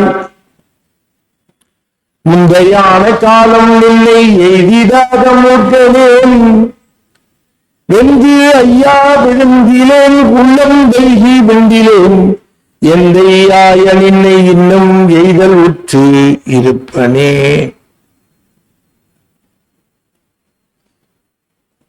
சிந்தை செய்கை கேள்வி வாக்கு சீரில் ஐம்புலன்களால் எல்லாம் கொடுத்திருக்காரு. சாமி கொடுத்ததுதான். இத்தனை கருவிகளை நமக்கு கொடுத்திருக்கிறார். அது மனிதனுக்கு விலங்குகளுக்கு இல்லாமல் கொடுத்தது இந்த சிந்திக்கிற அறிவு இல்லையா? சிந்திக்கிற அறிவு மனுஷனுக்கு மட்டும்தான் கொடுத்திருக்கு. செய்கை கர்மேந்திரியங்கள், கேள்வி, அந்த கேள்வி ஞானம்ங்கிற ஒண்ணு பாருங்க, அது ரொம்ப சிறப்பு. இந்த கேள்வி ஞானம், வாக்கு சீரில் ஐம்புலன்களால், இந்த மாதிரி இவ்வளவும் கொடுத்த உன்னை நான் அதை பயன்படுத்தி கொண்டு என்னுடைய வினைகளை அனுபவித்துக் கொண்டும் வினைகளை ஈட்டிக் கொண்டும் இருந்தேன். தேவரீரை அடைவதற்கு அவற்றை பயன்படுத்திக் கொள்ள வாய்ப்பில்லாமல் போயிற்று. முந்தையான காலம் இல்லை எய்திராத மூர்க்கனே. ஒரு காலகட்டத்திலே இந்த 5 புலன்களையும் நான் பயன்படுத்தியது இந்த உலக அனுபவங்களுக்காக பயன்படுத்தினேன். அதற்காகத்தான் இது கொடுக்கப்பட்டிருக்கிறது என்று எண்ணி இந்த கண்களாலும் காதுகளாலும் நாசியாலும் நாவினாலும் இந்த மெய்யினாலும் இந்த உலகத்தை அனுபவித்துக் கொண்டிருந்தேன். அப்பொழுது இவற்றை பயன்படுத்தி கொண்டு தேவரீரை அடையலாம் என்று எனக்கு தெரியவில்லை. முந்தையான காலம் இன்னை எய்திடாத மூர்க்கனேன். ஆனால் அதெல்லாம் ஒரு பக்கம் இருக்கட்டும், ஆனால் தேவரீர் என்னை தேடி வந்தீர். என்ன காரணம் பற்றி வந்தீர் என்று தெரியவில்லை. என்னிடம் என்ன தகுதி பற்றி தேவரீர் என்னை தேடி வந்து திருப்பெருந்துறையில எமக்கு அந்த அருள் நலம் தந்தீர். தந்த பிறகு, இப்படிப்பட்ட ஒரு சிறப்பை தந்த பிறகு, இப்படிப்பட்ட ஒரு ஞானானுபவத்தை பெறுமாறு தந்த பிறகு உம்மை பிரிவது எந்த விதத்திலும் நியாயம் இல்லை. உம்மை எந்த விதத்திலும் பிரிந்திருக்க கூடாது. அது என்ன சொல்றது, இன்எக்ஸ்பிளிகபிள், பியாண்ட் எக்ஸ்பிளனேஷன். அது உண்மை பிரிந்ததை எந்த காரணம் சொல்லியே ஏற்றுக்க முடியாது. எப்படி பிரிந்திருக்க முடியும்? அப்போ ஒரு இழக்கக்கூடாத ஒன்றை இழந்த பிறகு நான் எப்படி இன்னும் உயிரோடு இருக்கிறேன்னு எனக்கு தெரியல. என்னுடைய அந்த இழப்பினுடைய தாக்கம் மிக அதிகமாக இருந்த பொழுது நான் என்னுடைய உயிர் என்னுடைய உடலை விட்டு போயிருக்க வேண்டும்.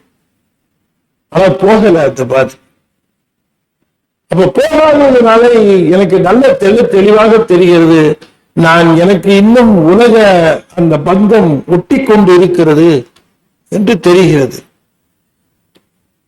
வெந்து ஐயா விழுந்திலேன் உள்ளம் வெந்து ஐயா விழுந்திலேன் வெள்கி விண்டிலேன். தேவரே என்னை நீ தில்லைக்கு வான்னு சொல்லிட்டு போனதுக்கு அப்புறம் இப்படி ஹார்ட் பிரேக் ஆயிருக்கும். எல்லாம் நம்மளை கூட்டிட்டு போறாரு, ஒருத்தராக கூட்டி எல்லாரையும் ஏறுங்க பஸ்லன்னு சொல்லிட்டு கடைசியில நம்மளை பார்த்துட்டு நீங்க ஏதாவது வேற ஏதாவது ஏற்பாடு பண்ணிட்டு வாங்க, இல்லாட்டி அப்புறமா வாங்க, இல்லாட்டி இன்னொரு தடவை பார்க்கலாம்னு சொல்லிட்டு போயிட்டாங்கன்னு வச்சுக்கோங்க. எல்லாரும் நம்ம தான் போறோம்னு நினைச்சிட்டு இருக்கோம். நம்ம தான் போறோம். எனக்கு நல்ல ஞாபகம் இருக்கு, சின்ன வயசுல இந்த கிரிக்கெட் ஆடுவாங்க. ஆடும்போது அது கிரிக்கெட் எப்படின்னு கேட்டீங்கன்னா, அப்ப 9th ஸ்டாண்டர்ட் படிச்சுட்டு இருக்கேன்னு நினைக்கிறேன். 9th ஸ்டாண்டர்ட் பசங்களுக்கும் 10th ஸ்டாண்டர்ட் பசங்களுக்கும் மேட்ச். 9th ஸ்டாண்டர்ட்ல இருந்து அப்படியே கொஞ்சம் செலக்ட் பண்ணி ஒரு டீம் 11 டீம். இந்த 11th இது 10th ஸ்டாண்டர்ட்ல இருந்து கொஞ்சம் செலக்ட் பண்ணி அது ஒரு டீம். இந்த 9th ஸ்டாண்டர்ட்ல இருக்கிற ஒரு பையன் தான் இந்த டீம் ஃபார்மேஷன்ல எல்லாம் ஃபுல்லா இருக்கிறான். நீ அந்த செக்ஷன்ல அவன் நல்லா ஆடுவான், இந்த செக்ஷன்ல இவன் நல்லா ஆடுவான், இந்த செக்ஷன்ல இவன் நல்லா ஆடுவான்னு அவங்களை செலக்ட் பண்ணி அதை போட்டு அந்த பக்கமா போய் அவங்க கிட்ட எல்லாம் பேச்சுவார்த்தை நடத்தி, நீங்க எப்ப மேட்ச் நடத்துறது, எப்ப இது பண்ணணும் நீங்க அப்படின்னு எல்லாம் பண்ணி, ரொம்ப உயரமா இருக்கிறவன் நீங்க டீம்ல சேர்த்துக்க கூடாது, நாங்க கொஞ்சம் குள்ளமா இருக்கிறோம் அப்படி எல்லாம் கொஞ்சம் பேசி அது ஒரு மாதிரி மேட்ச் பண்ணி அங்கேயும் டீமை ஏற்பாடு பண்ணி இங்கேயும் டீமை ஏற்பாடு பண்ணி எல்லாத்தையும் பண்ணி முடிச்சு மேட்ச் டேட் அப்ப நடந்தது சொல்றேன். இந்த டீம்ல இருக்கிற கேப்டன், இந்த டீம் கேப்டன் அவனை கூப்பிட்டு, நீ எல்லா ஏற்பாடும் பண்ண, தயவு செய்து உன்ன டீம்ல வச்சுக்குவேன்னு நினைக்காத அப்படின்னு சொல்லிட்டான். உன்ன டீம்ல வச்சுக்குவேன்னு நினைக்காத, ஏன்னா நீ எல்லாம் நல்லா அருமையா அட்மினிஸ்ட்ரேஷன்லாம் நல்லா பண்ற, ஆனா உனக்கு கிரிக்கெட் சரியா ஆட வராது, அதனால நீ வராத, நீ இருந்து வேணா பாரு அப்படின்னு சொல்லிட்டான். அந்த பையன் என்ன பண்ணான், வெறுன்னு அந்த ஸ்கூல் பில்டிங் மேல ஏறி அந்த ஒரு கட்டசோர் இருக்கு, கட்டசோத்து மேல ஏறிட்டான். கட்டசோத்து மேல ஏறிட்டான். பாத்தியாருங்களா எப்படி பார்த்தாரு, யாரோ நிக்கிற மாதிரி இருக்காரு. அப்படிங்க இவனுக்கு சொல்லிட்டு இவனுக்கு போயிட்டாங்க. எல்லாரும் அவன் வேலையை பார்க்க போயிட்டான். கட்டசோத்து ஏன் 3:30 மணிக்கு ஒரு பையன் மேலே ஏறி நிக்கிறான் அப்படின்னு ஹெட் மாஸ்டருக்கு போயிடுச்சு, எல்லாருக்கும் போயிடுச்சு. எல்லாரும் வந்து இவனுங்க இந்த டீம் அவங்களுக்கு தெரியல, அவன் தான் மேல போயிருக்கான்ட்டு. இந்த டீம் அந்த டீம் எல்லாரும் வந்து நீங்க சார் யாரும் மேல போயிருக்காங்க சார். கடைசியில அந்த பியூனை கூப்பிட்டு யாரு மேல போயிருக்கான், அவன் அங்க இருந்து மேல இருந்து குதிக்கிறதுக்கு பண்றான் எல்லாத்தையும். அப்புறமா இந்த டீம்ல கொடுத்த சொன்னாட்டே நம்மால் போல இருக்குடா அப்படின்னா, ஏன்டா அவன் அங்க போனான்னு பியூனை மேல அனுப்பிச்சு அவனை என்னன்னு கேளு, என்ன டீம்ல சேர்த்துக்க மாட்டேன்னாங்க, நான் இன்னும் உயிரோடு இருக்க மாட்டேன், மேல இருந்து குதிக்க போறேங்கிறான். ஹெட்மாஸ்டருக்கு தெரிஞ்சுது. அவர் உடனே அந்த பையன்ட்ட இந்த பியூட்ட சொல்லி அனுப்பிச்சு, அவரை கீழே வர சொல்லி டீம்ல சேர்த்துக்க சொல்றேன், நான் பொறுப்பு எனக்கு ஒண்ணு. அப்போ அவன் மேல இருந்து ஒரு மாதிரி இறங்கி வந்தான். இறங்கி வந்து ஹெட்மாஸ்டர் கொடுத்த தீர்ப்பு, மேட்ச் கிச்சு நீங்க எவனாவது ஆடிட்டு இருந்தீங்க அத்தனை பையனையும் வெளி போட்டுருவார் ஜாக்கிரதை. ஒரு பையன் மேட்ச் எல்லாம் விட மாட்டாரு. உதாரணத்துக்கு அவனுக்கு இல்லைன்னு சொன்னவனே அவனுக்கு என்ன தோணுச்சு பாருங்க. அவனுக்கு என்ன தோணுச்சுன்னா அவன் மற்றதெல்லாம் மறந்துட்டான், மேலாவது பிரிவிட்டு போயிட்டான். சாமி நீ இல்ல பிள்ளைக்கு வாங்க எல்லாரையும் கூட்டு போன உடனே நான் அப்படிதான் பண்ணிருக்கேன், உன்னை விட்டுக்கிடுமேங்கிறாரு மணிவாசகர். விடலையே, உயிரை விடலையே. வெந்து ஐயா விழுந்திலேன் உள்ளம் வெல்கி விண்டிலேன் எந்தையாய நின்னை இன்னும் எய்தல் உற்று இருப்பனை. எனக்கு இன்னும் நம்பிக்கை இருக்கு, நீர் என்னை கூட்டிட்டு போவீரே, நீர் நம்மை சேர்த்துக் கொள்வீர்னு நான் நம்புறேன். நான் எப்படி நம்புறேன்னு தெரியல, என் அன்புல குறைவு இருக்கிற மாதிரி எனக்கே தெரியுது. அப்படி தேவரீர் நீ ஏற்றுக்கொள்வீர்கள் என்று கேட்கிறார். இருப்பு நெஞ்ச வஞ்சனேனே ஆண்டு கொண்ட நின்ன தாழ் கருப்பு மட்டுதாய் மடுத்து என கலந்து போகவும் நெருப்பும் உண்டு ஆணும் உண்டு இருந்ததுண்டதாயினும் விருப்பம் உண்டு நீங்கள் எங்கள் என்பது என்ன இச்சை. இருப்பு நெஞ்ச வஞ்சனேனே ஆண்டு கொண்ட நின்னத்தாள், என்னை ஆண்டு கொண்டது என்னது? உங்க திருவடி தானே. அது சொல்ற, திருவடி எடுத்து தலைமையில வைத்தீர, எவ்வளவு ஆசையா இருந்தேன்.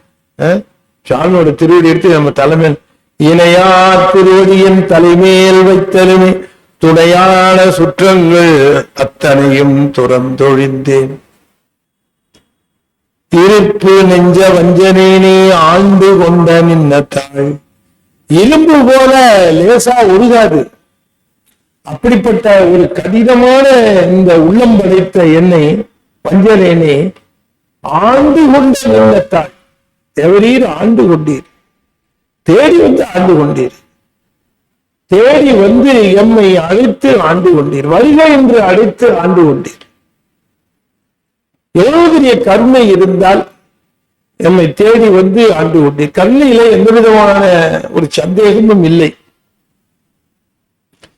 அது மட்டுமல்ல, அந்த திருவடி எடுத்து தலையிலே வைத்து அந்த தீட்சை தந்த உடனேயே எனக்கு எப்படி இருந்ததுன்னா, கரும்பு சாறை வாய் நிறைய ஊற்றி அந்த ஆனந்தத்தை அனுபவிப்பது போல ஒரு பெரிய அனுபவம் நிகழ்ந்தது. அப்படி கருப்பு மட்டு என்று சொன்னால் கருப்பஞ்சாறு வாய் மடுத்து என்னை கலந்து போகவும், என்னை கலந்த இன்பமாக அது திகழ்ந்தது. அந்த ஆனந்தத்தை நான் அனுபவித்துக் கொண்டு நிற்கிற பொழுது அவ்வளவுதான் அப்படின்னு சொல்லிட்டா எப்படி இருக்கும்? அது இனிமே தொடர்ந்து அனுபவிப்போம், தொடர்ந்து உன் கூடவே இருப்போம், தொடர்ந்து நமக்கு இனிமேல் இந்த நிலைதான் என்று ஆனந்தத்தோடு இருக்கிற பொழுது நீ கலந்து விட்டு போகவும் கிளம்பி போய்விட்டீர். என்னை கலந்து போகவும், என்னை கலந்த பிறகு அதை நீடிக்க விடாமல் அப்படியே விட்டு விட்டு போகவும் நெருப்பும் உண்டு யானும் உண்டு. நெருப்பு இருந்தது, நாளே இருந்தது, குதிச்சிருக்க வேண்டியது தானே, நெருப்புல எல்லாம் குதிச்சிருக்கணும். நெருப்பும் உண்டு யானும் உண்டு ஆயினும் இருந்தது உண்டு. நெருப்பு இருக்கு, நானும் இருக்கேன், நானும் தொடர்ந்து இருந்தது உண்டுன்னா நெருப்புல விழாம போயிட்டேன், நெருப்புல குதிச்சிருக்கணும். அந்த மாதிரி ஒரு நேரத்துல நெருப்புல குதிச்சிருக்கு. வாரியாசாமி சொல்லுவாரு, அதாவது காசிக்கு போறதா ஒரு டூர் அரேஞ்ச் பண்ணாங்க. அந்த டூர்ல முக்கியமா ஒருத்தர் எல்லாரையும் சேர்த்து காசிக்கு போறதுக்கு கூட்டிட்டு போறதுக்கு, அவங்க அப்பெல்லாம் காசிக்கு போறதுங்கிறது ஒரு பெரிய விஷயம். அது தக்க ஒரு கைடு, தக்கபடி ஒருத்தர் அழைச்சிட்டு போய் காட்டினாதான் உண்டு.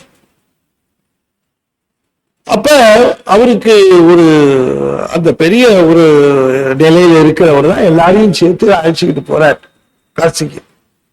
எல்லாரும் இருக்காரு. அவருக்கு உதவியாளராக ஒருத்தர் இருந்தார். அவரு உதவியாளர். அவரையும் அவர் மூலமா தான் எல்லாருக்கும் செய்தி சொல்றது, போறதுக்கு ஊருக்கு ஏற்பாடு பண்றது, அவங்களுக்கு உணவு வசதி, டிக்கெட் வசதி, அவங்களுக்கு சமயக்காரனை கூட கூட்டு போய் அவங்களுக்கு அந்த சமய பொருள்லாம் வாங்குறது, இது மாதிரி எத்தனை விஷயங்களையும் எல்லாமே அவர் தான் ஏற்பாடு பண்ணி இருக்கிறார். இந்த கூட இருக்கிறவரை வச்சு ஏற்பாடு பண்ணார். இவரும் அந்த செல்வந்தரும் பெரியவர், அவரும் எல்லாரும் ஏற்பாடு பண்ணி டூர் போறதுக்கு எல்லாத்தையும் தீர்மானம் பண்ணிட்டாங்க. 3 நாள் இருக்கிற பொழுது இவர் சொன்னார், எல்லாம் நல்ல அரேஞ்ச் பண்ணி கொடுத்தப்பா, எல்லாம் சிறப்பா செஞ்சு கொடுத்துட்டேன், எல்லாத்தையும் செஞ்சு கொடுத்தா, நாங்கெல்லாம் போயிட்டு வந்துடுறோம், நீ இங்கே இருந்து பாத்துக்க அப்படின்ட்டார். அவரு கேட்டாரு, நான் இல்லையான்னு.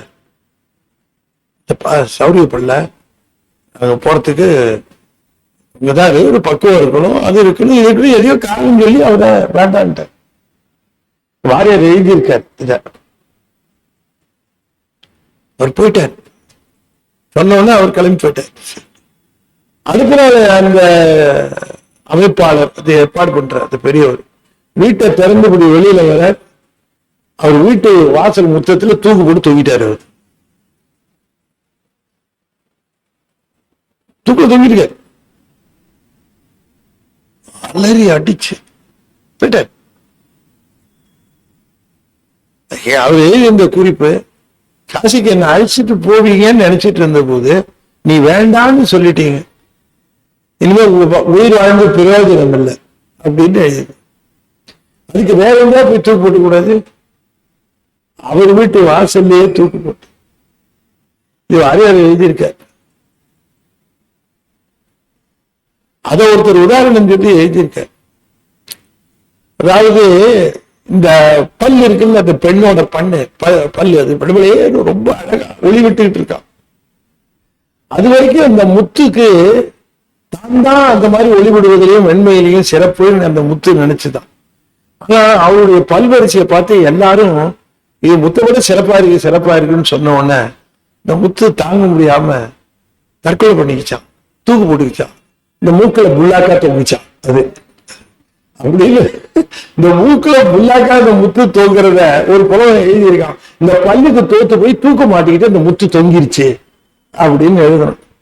அது மாதிரி இவர் சொல்லுகிறார், இவ்வளவு பெரிய ஏமாற்றம்னு வந்தா சில பேர் அதை தாங்க முடியறது இல்லை. அது உலக நிலையில நாம பார்க்கிறோம். சாமி கேட்கிறார், இவ்வளவு பெரிய ஒரு ஏமாற்றம் நிகழ்ந்திருக்கு, சாமி விட்டுட்டு போயிட்டார். நெருப்பு உண்டு, நானும் உண்டு, இருந்ததும் உண்டு, நான் இருக்கிறேன், இன்னும் இருந்ததும் உண்டு. ஆயினும் இவ்வளவு சொன்னதுக்கு அப்புறம் இன்னமும் எனக்கு சிவபெருமான் மேல அன்பு இருக்குன்னு சொல்றது எவ்வளவு வேடிக்கையா இருக்குன்னு. விருப்பம் உண்டு நெஞ்சம் எண்கள் என்பது என்ன விச்சையே, என்ன விச்சையேன்னு பிரிச்சு என்ன வித்தைன்னு சொல்லுவான். என் அவிச்சைய, என் அறியாமையே. அவிச்சைன்னா அறியாமை, என்னுடைய அறியாமை. ஆகையினால பிரிந்த பிறகு உயிர் போகாமல் இருப்பது அன்பினுடைய ஆழத்தை காட்டவில்லை, அன்பினுடைய குறைபாட்டைத்தான் காட்டுவது. போயிருக்கணும், உயிர் போகலையே, பெருமான் விட்டு விட்டு போய்விட்டார் என்றதுக்கு பிறகும் கூட பேசிட்டு இருக்கேன், பார்த்துட்டு இருக்கேன் என்று தன்னுடைய அன்பை குறை சொல்வது போல சொல்லுகிறார். ஆனால் அன்பிலே குறை இல்லை. பெருமானுடைய திட்பம், பெருமானுடைய திட்பம் எவ்வாறு என்று கேட்டால், ஒரு உயிரானது சிவானுபவம் பெற்ற பிறகு அதனுடைய கண்மம், அதனுடைய பிரார்த்த கண்மம் நீங்குகிற வரைக்கும், உடல் உள்ள அளவுக்கும் அந்த உடல் நீங்குகிற வரைக்கும் பெருமான் பாதுகாத்து அதனை வைப்பார். அதுலதான் இந்த விதி என்னும் அஞ்சு எழுத்தே என்பதும் மாலரநேயம் அறிந்தவர் வேடமும் ஆலயம் தானும் அரணன தொழுமே என்று சொல்லக்கூடியதும் அவர்கள் முழுமையாக அந்த சிவத்தோடு தொடர்பு கொண்டவே இருப்பார்கள், இப்பொழுது தொடர்பிலேயே இருப்பார்கள்.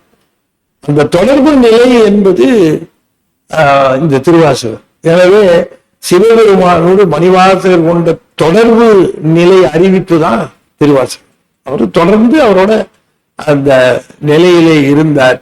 மாலரநேயம் அழிந்தவர் வேடமும் ஆலயம் தானும் அரண்யன தொழுமே என்கிற அந்த நிலையில மணிவாசகர் தன்னுடைய அன்பின் தரத்தை தாழ்த்தி பேசி உயர்த்துகிறார். நம்முடைய அன்பின் தரம் சிவத்தை தவிர எனக்கு வேறு பொருள் இல்லை, சிவத்தை தவிர எனக்கு கவர்ச்சி வேறு இல்லை, சிவத்தை தவிர எனக்கு எந்த விதமான பற்றும் இல்லை என்று சிவத்திடம் சிவத்தை தவிர வேறு எதையும் வேண்டாதிருப்பதே அன்பின் தரம் என்று நாம் தெரிந்து கொள்ள வேண்டும். எக்காரணத்தை முன்னிட்டு வேறு எதையும் கேட்டு அவர் முன்னால நிக்க கூடாது. எனக்கு இதை கொடு சாமி, அதை கொடு சாமி இல்லையா, தரம் குறைஞ்சு போச்சு. நம்ம கேட்காத வரைக்கும் நாம சிறந்தவர்கள், கேட்டோம்னா அவ்வளவுதான். அதனாலதான் புறநானூற்று புலவன் ரொம்ப அற்புதமாக சொன்னார். அதாவது ஈதல் என்பது சிறப்பு என்றாலும் அந்த ஈவது என்பது ஒரு மிகச் சிறப்பு என்றாலும் ஈவதற்காக இறங்கி நிற்பது பெரிய இழிவு. உயர்ந்த நிலையில இருக்கிறவர் தன் தேவைக்காக ஒன்றை கேட்டு விட்டால் அவ்வளவுதான், அந்த நிலைக்கு இறங்கி. அப்படி ஒரு ஈயல இறத்தல் இழிந்தன்று அப்படின்னு ஈயன இரத்தல் இழிந்தது. ஒண்ணு குடுன்னு கேட்டா அதை விட இழிவு என்ன இருக்க முடியும்? அதை விட இழிவு இல்லையா? இருக்குன்னாரு. என்ன அப்படி கேட்டு கொடுக்காம இருக்கிறானே அதுதான் இன்னும் இழிவுன்னாரு. ஈயன இரத்தல் இழிந்தன்றுன்னாரு. ஒண்ணு குடின்னு கேட்கறது இழிவு, ஆனா அப்படி கேட்டு இல்லை என்பால் அதனையும் இழிந்தன்றுன்னாரு. கொடுப்பது உயர்ந்து. சரி, இழிவை சொன்னீங்களே, உயர சொல்ல வேண்டாமா? சொல்றேன். கொள்ளனை கொடுத்தல் உயர்ந்தன்று. அவன் கேட்க கூடாது. கேட்க இந்த வச்சுக்க அப்படின்னு கொடுத்தா அதுதான் உயர்ந்தது. அதோட உயர்ந்தது இல்லையா? இருக்குன்னார். அப்படி கொள் என்று கொடுப்பதை வேண்டாம் மறுப்பது அதில் உயர்ந்தார். வீடும் வேண்டா விரலின் விளங்கினார். ஏன் அன்பு உனக்கு வீடு வரதுக்காக அன்பு கொடுத்தேன்னு நினைச்சிட்டு இருக்கியா? நீ வீடு பேர நீ வச்சுக்க, என் அன்பை நான் வச்சுக்குவேன். இந்த அன்புக்கு பரிமாற்றம்லாம் பண்ணாத. என் அன்பு மேல எப்பவும் இருக்கும், எப்படியும் நீடித்து கொண்டு இருக்கும் அப்படின்னாரு. ஆகவே அதை மனிதர்களுடைய அன்பு என்னன்னு சொல்றது? அதை அடக்க முடியுமா? அதை அறிய முடியுமா? அதை உணர முடியுமா? அப்படிப்பட்ட பேரன்பு, அன்பின் இலக்கணம். ஆனா அவர் திரும்ப திரும்ப கடைசி வரைக்கும் பெறாரின் அழுங்கி பெற்றார், பெறாரின் அழுங்கி பெற்றவர் தான். ஆனா பெறாதவரை போல இவர் மாதிரி அழுது யாரும் இருக்க முடியும்னு சிவபிரகாசம் என்று சொல்லி இந்த அளவிலே இதனை நாம் நிறைவு செய்து மீண்டும் அடுத்த வாரம் நமக்கு ஆனந்த பரவசம் அதை நம்ம சிந்திக்கிறோம். இடையில நமக்கு நம்ம பாயப்புலி என்கிற ஒரு பகுதியை, தாய்மானவருடைய பாடப்பகுதியை நம்ம ஆன்லைன்ல சொல்லிட்டு இருந்தோம். அதனுடைய நிறைவு பகுதி வந்துட்டோம். கமலநாத சத்சங்கத்தினுடைய ஒரு தல்லாதரவுல இப்பொழுது நிகழ்ந்து கொண்டிருக்கிறது. அதனுடைய நிறைவு பகுதி 58வது பாடலும் 59வது பாடலும் சொல்லி அந்த தாய்மானவருடைய பாயப்புலியை நாம் நிறைவு செய்கிற வகுப்பு இதுவரைக்கும் ஆன்லைன்ல நடந்தது. இப்பொழுது நேராக நடக்கிறது. அது ஞாயிற்றுக்கிழமை மாலை 6:30 மணிக்கு பாயப்புலி தாய்மானவருடைய நிறைவு வகுப்பு. சரி, இவ்வளவு நாள் நடந்ததே உங்களுக்கு தெரியாது சார் அப்படின்னு நீங்களாம் வருத்தப்படக்கூடாது என்பதற்காக திங்களும் செவ்வாயும் தொடர்ந்து இதுவரைக்கும் பாயப்புலியில எந்தெந்த இடங்கள் முக்கியமான இடங்கள், 59 பாடல்கள்ல எது முக்கியமான இடங்கள் என்று சொல்லக்கூடிய ஒரு ரீகேப், அது ரெண்டும் திங்கள் செவ்வாய் 2 நாட்கள் இருக்கு. ஆகையினாலே நீங்கள் ஞாயிறு திங்கள் செவ்வாய் 3 நாட்களும் வந்திருந்து இந்த பாயப்புலி தாய்மானவர் அருளிச்செய்த பாடல்களை அதனுடைய திரட்சியை கேட்டு மகிழுங்கள் என்று சொல்லி அடியேன் இந்த இது திருவாசகம் முழுமைக்கு குறிப்புரை எழுதியிருக்கிறேன். நூல் வேண்டுகிறவர்கள் பெற்றுக்கொள்ளலாம். ஞானத்திரள் பத்திரிகைக்கு உங்களுடைய நல்லாதரவு தேவை. நிறைய பேர் பதிவு பண்ணணும், மற்றவர்களுக்கும் பதிவு பண்ணி தரணும் என்று கேட்டுக்கொண்டு எழுதிய நூல்கள் எல்லாம் இருக்கின்ற வேண்டுகிறவர் பெற்றுக்கொள்ளலாம் என்று சொல்லி இந்த அளவில் நிறைவு செய்து மீண்டும் ஞாயிற்றுக்கிழமை மாலை 6:30 மணிக்கு நாம் இங்கே சந்திப்போம், பாயப்புலி சிந்திப்போம் என்று சொல்லி இப்பொழுது நிறைவு செய்யும் முகமாக 5 எழுத்து 5 முறை ஓதுவேன். அன்பர்கள் தொடர்ந்து ஓத வேண்டும் என்று திருவிடி பணிந்து வேண்டிக் கொள்கிறேன். ஓ நமச்சிவாய, ஓ நமச்சிவாய, ஓம் நமச்சிவாய, ஓம் நமச்சிவாய, ஓம் நமச்சிவாய. திருச்சிற்றம்பலம். தென்னாடுடைய சிவனே போற்றி, வெற்றிவேல் முருகனுக்கு திருச்சிற்றம்பலம்.